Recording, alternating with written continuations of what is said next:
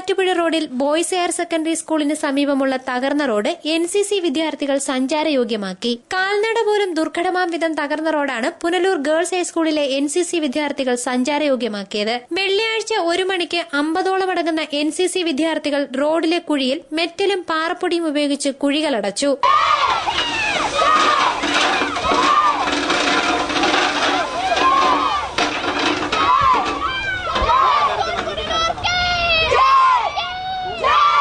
ഇതേ തുടർന്നുണ്ടായ ഗതാഗതക്കുരുക്ക് വിദ്യാർത്ഥികൾ തന്നെ പരിഹരിച്ചാണ് റോഡ് സഞ്ചാരയോഗ്യമാക്കിയത്.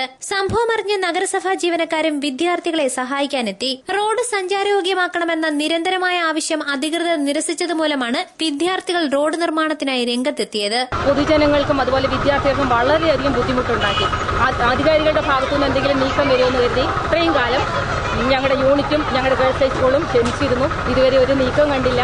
പലർക്കും ഇവിടെ പല ബൈക്കുകാരും ഇവിടെ മറിഞ്ഞടിച്ച് വീഴുകയുണ്ടായി. വളരെ ബുദ്ധിമുട്ടാണ് ജനങ്ങൾക്ക്. അതുകൊണ്ട് ഞങ്ങൾ Shri Kerala girls union NCC battalion കൊല്ലത്തിന്റെ ആഭിമുഖ്യത്തിൽ ഗേൾസ് ഹൈസ്കൂളിലെ എല്ലാ ടീച്ചറുടെയും കുട്ടികളുടെയും സഹകരണത്തോടുകൂടി ഞങ്ങൾ ഈ റോഡ് ഒന്ന് ആ അഴുക്കെങ്കിലും ഒന്ന് മാറ്റി, അല്ലെങ്കിൽ യാത്രക്കാർക്ക് വലിയ ബുദ്ധിമുട്ടില്ലാതെ പോകത്തക്ക രീതിയിൽ ചെയ്യണമെന്ന് തീരുമാനിച്ചവർക്കാണ് ഈ പ്രവർത്തനം നടത്തുന്നത്. News bureau, Punalur.